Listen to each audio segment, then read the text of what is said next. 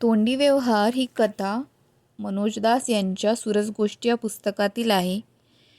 हे पुस्तक national book trust India यांनी प्रकाशित केले आहे. या पुस्तकाचे copyright national book trust India यांच्याकडे आहे. या पुस्तकाचा मराठी अनुवाद लीलावती भागवत यांनी केला आहे. या कथेचं वाचन रुचा निंबाळकर हिने केले आहे.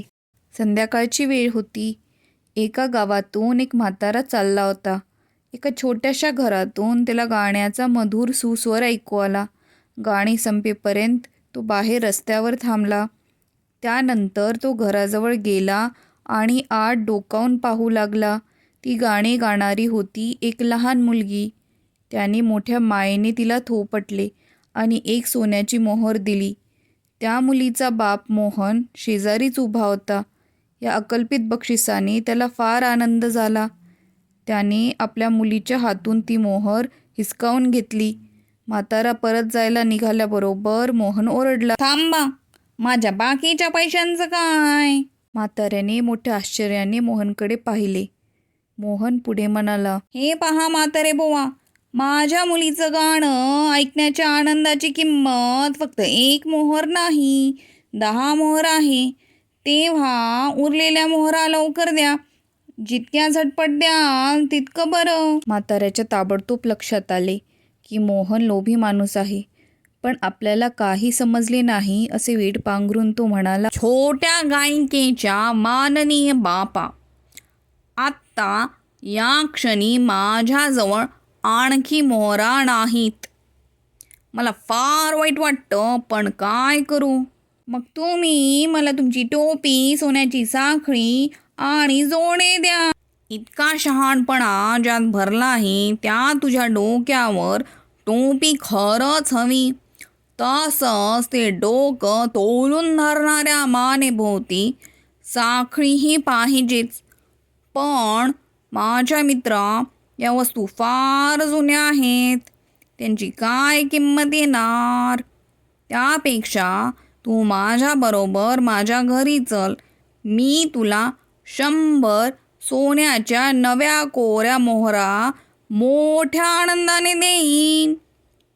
तुला आता मी दिली ती मोहर तितकीशी चांगली नाही. तू माझ्याबरोबर यायचं ठरवलंस तर ती मोहर परत दे. 100 सोन्याच्या मोहरा.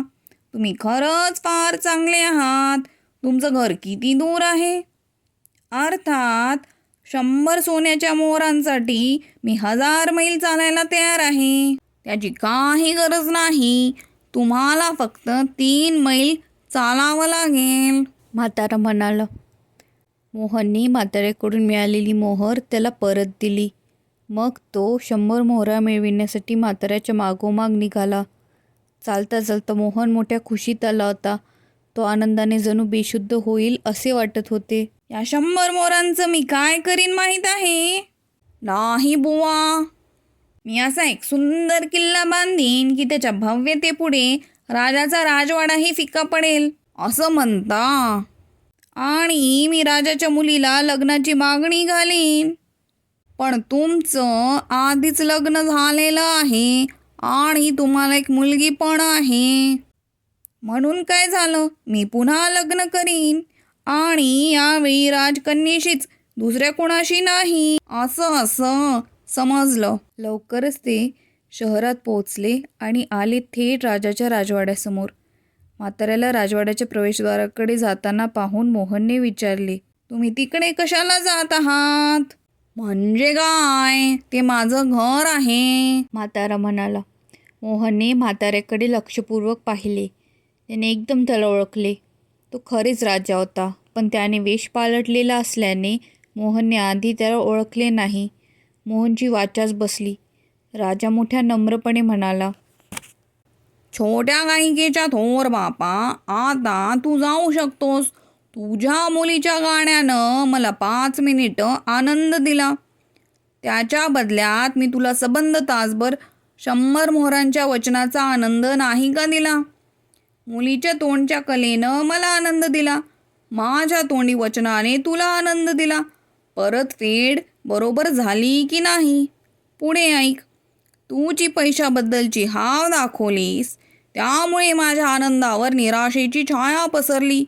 अर्थातच हा व्यवहार जास्त न्यायाचा करण्यासाठी मी ठरवलं की तुझ्या आनंदानंतर तुझ्याही पदरी निराशाच यावी.